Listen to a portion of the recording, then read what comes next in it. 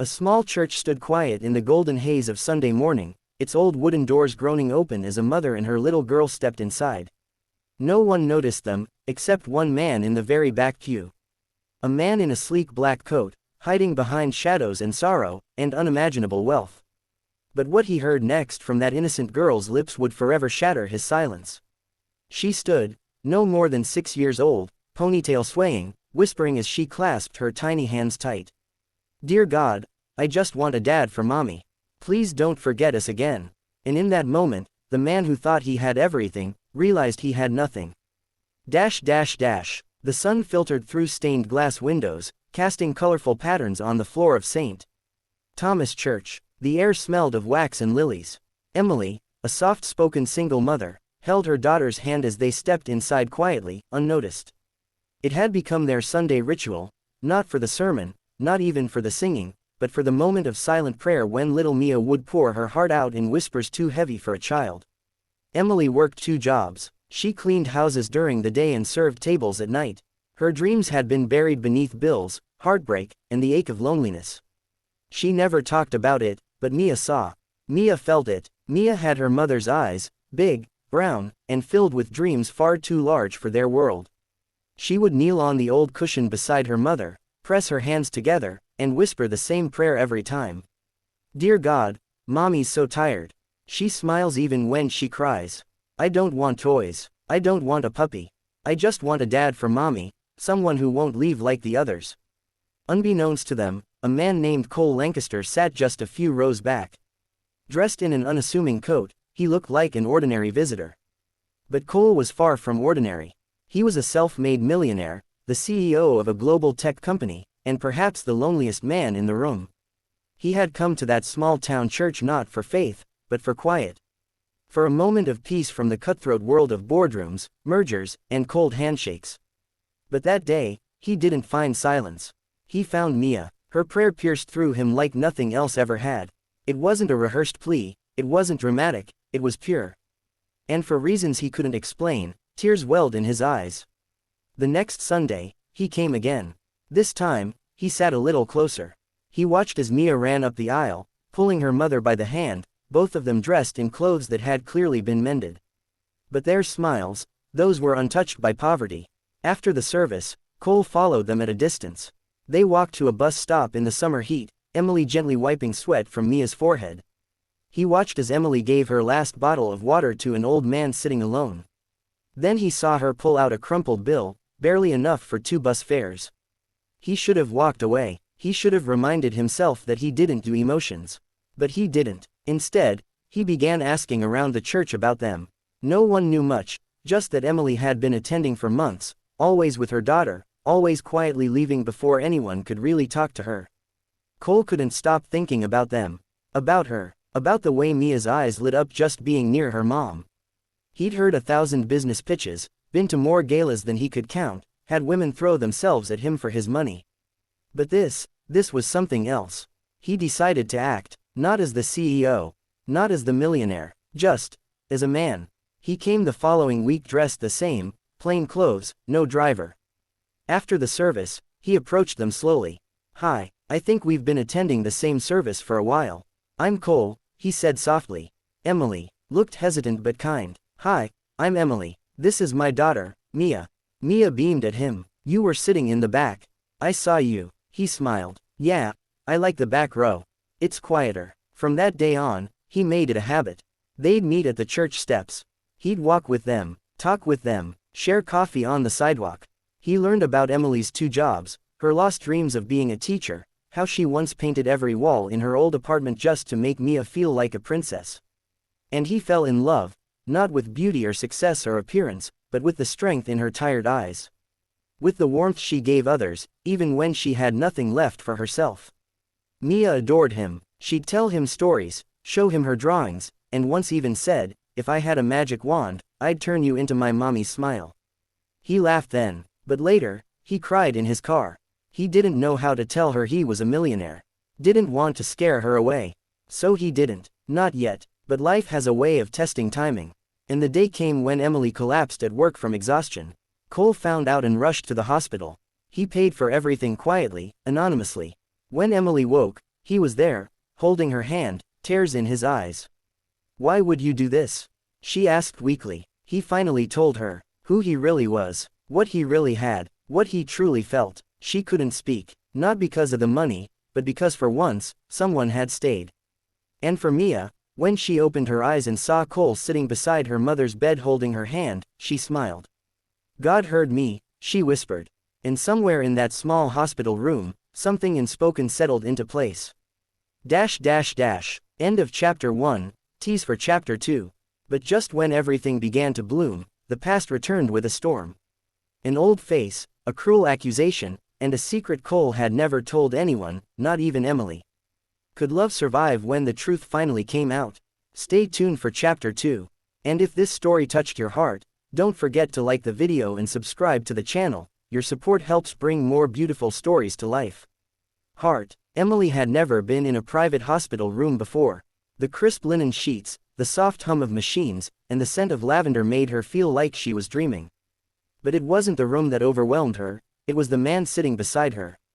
Cole Lancaster. The man she thought was just a kind stranger at church, was actually one of the richest CEOs in the country. A name she'd heard once or twice on the news. A face she'd seen in business magazines. Yet here he was, not behind a boardroom table, but beside her hospital bed, holding her hand like it was the most important thing in the world.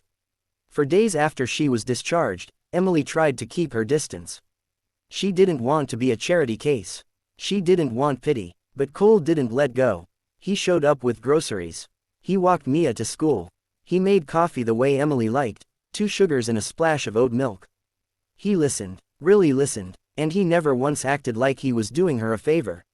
Instead, he acted like being with them was a favor to him. Their bond deepened with every passing week. Sundays turned into Wednesday dinners, Thursday lunches, Saturday playground visits. Mia now ran into Cole's arms when she saw him, shouting, "Daddy Cole." Before Emily could even respond, she blushed every time, but he'd only smile and say, "One day, maybe." They hadn't spoken of love yet, not directly, but it was there, in every glance, every laugh, every lingering pause before goodbye. Cole began dreaming of a future he never imagined for himself: pancakes in the morning, messy hair, bedtime stories, family movie nights. Things money couldn't buy. One quiet evening, as Emily sat beside him on a park bench while Mia fed ducks nearby, he gently reached for her hand. "Emily, I never believed in miracles. But I think you and Mia are mine." She looked at him with tears welling in her eyes. "I've been scared," she whispered. "I've been hurt before. Men who promised things, and left. I'm not leaving," he said softly. "Not now, not ever." It should have been their perfect beginning. But life, as always, had one more test waiting. It started with a photo. A paparazzi snapshot taken from a distance, Cole, Emily, and Mia walking out of a local diner, laughing, holding hands. It went viral within hours, as Cole Lancaster secretly dating a single mom. Suddenly, Emily's peaceful world was yanked into the spotlight. She found herself on the cover of tabloids. Strangers began showing up at her work, some with cameras, others with cruel words. Gossip forums twisted her into a gold digger. She trapped him with a kid. He's too blind to see what she's doing. She probably planned it from the start. Emily was devastated. Her job at the cafe asked her to take a break, until things calmed down. Parents at Mia's school started whispering. Even in church, people stared instead of smiling. She confronted Cole, voice trembling. "I didn't ask for this. I didn't sign up to be dissected like this. I can't do it." He cupped her face, desperate. "Emily, I'll protect you. I'll do whatever it takes." But she pulled away. "You don't get it. I've fought for peace my whole life. And now that I had it, I'm losing it again." That night, she didn't answer his calls. The next day, Cole tried to fix it. He went on a live interview, publicly admitting his relationship with Emily, praising her strength, her integrity, her love. But it only fueled the frenzy. Headlines now screamed, "CEO ready to marry single mom." The pressure mounted. Emily shut down. Then, out of nowhere, someone from her past returned. Mia's biological father, Daniel. The man who walked out the moment she told him she was pregnant. He'd seen the news and suddenly showed up demanding rights. "She's my kid," he said smugly, "and if you're going to be marrying into millions, I want a piece of that." Emily was horrified. She hadn't heard from Daniel in 7 years, and now he wanted custody. He threatened court, demanded visitation, even hinted at exposing secrets from her past. Cole, hearing everything, wanted to crush him. But Emily stopped him. If you fight him with your lawyers, he'll only spin it worse. I need to do this the right way, for Mia. So they went to court. And during those long weeks, the press twisted everything. Reporters camped outside her home. Mia had nightmares. Emily barely slept. Cole offered for them to stay in his estate, away from cameras. Emily refused, pride still holding her back. But she did let him pick up Mia from school, stay for dinner, read her bedtime stories. The night before the final custody hearing, Emily sat alone in church. She looked up at the altar and whispered, "God, I just want peace for my daughter. I don't care about me. Just protect her, please." She hadn't noticed Cole standing behind her until she felt his jacket drape over her shoulders. He sat beside her silently, and after a moment, he said, "You know, the first time I ever believed in God was when I heard Mia's prayer. It made me realize, He hears us, even when we're broken." The next day in court, Daniel tried everything, claiming abandonment, emotional manipulation, even accusing Emily of using Mia to trap Cole. But then Cole stood up. And for the first time, the CEO didn't speak like a businessman. He spoke like a man in love. "I was alone in the world. I had everything, but nothing. Then I met this little girl who asked God for a dad, not for herself, but for her mother. That prayer changed my life. I didn't fall for Emily because she needed me. I fell for her because she never asked me for anything. She fought every battle on her own. But now, she doesn't have to." The courtroom was silent. The judge ruled in Emily's favor. Daniel had no legal standing, and no true interest in Mia's well-being. In fact, the judge warned him to stay away or face charges. Outside the courthouse, reporters swarmed them again. But this time, Emily held Cole's hand proudly. That night, back in her modest kitchen, she cooked dinner while Cole helped Mia build a Lego castle. Laughter filled the room. After Mia fell asleep in Cole's arms on the couch, Emily looked at him and said, "You know, she thinks you're her miracle." He looked at her, tears glinting. "She's mine. Both of you are." And then, finally, with no cameras, no reporters, no judgment, he got down on one knee. "I don't care about the world, the headlines, or the chaos. I care about this family. Will you marry me?" Emily stared at him, stunned, then whispered, "Only if you promise never to leave." He smiled through tears. "Never. Ending message for viewers. And so, the prayer of a little girl changed 3 lives forever. A man who thought he had everything found what he was truly missing. A woman who had been broken learned to trust again. And a little girl who just wanted a dad, gave love a second chance. Speech balloon. If this story touched your heart, please like the video and hit subscribe. Loudspeaker, share it with someone who believes in miracles.